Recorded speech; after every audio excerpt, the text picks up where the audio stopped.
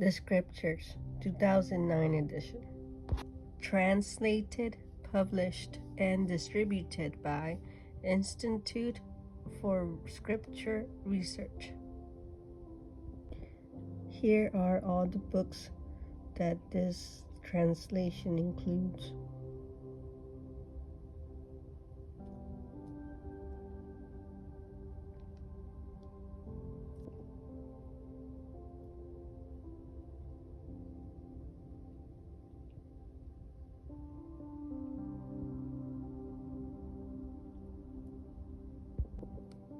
What this translation includes: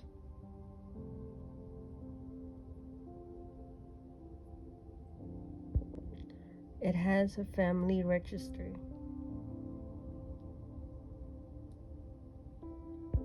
It gives you the Torah and the Haftarah readings, a little sheet, where it also tells you the meaning of the books. Like Bereshit means in the beginning. Leka means you go, and so on and so forth.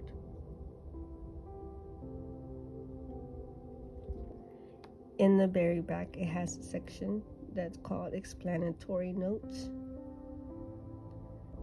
It also gives you a guide for weights and measures used in the scriptures,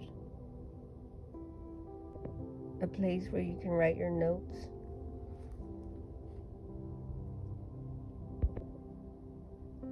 It also gives you some illustrations, a timeline of the scriptures, and a few maps of the scriptures. And it also has a preface where it answers some questions about this translation. I am going to read this section for you, so if you would like to stick around and watch the rest of the video, then thank you very much. Alright, well, here we go. A translation of the scriptures which restores the name of the Almighty to its rightful place in the text. See the restoration of the name below.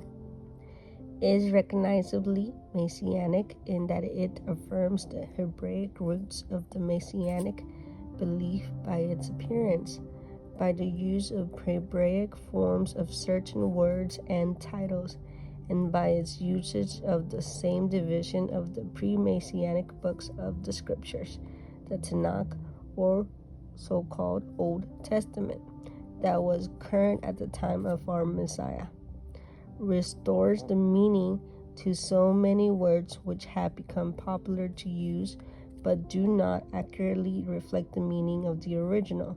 For example, church, glory, holy, sacrifice, soul, etc. Seeks to be as far as possible a literal translation, wherever possible rendering keywords uniformly, exceptions being noted in footnotes or the explanatory notes.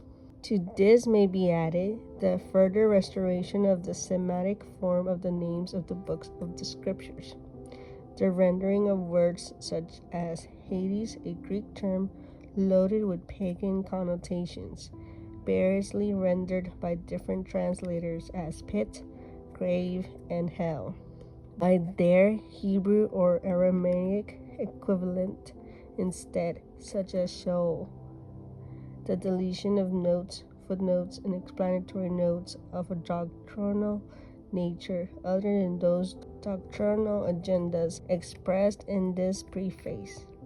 The addition of notes, footnotes, and or explanatory notes which may be more useful to students of Scripture in equipping them for their studies rather than in doing studies for them.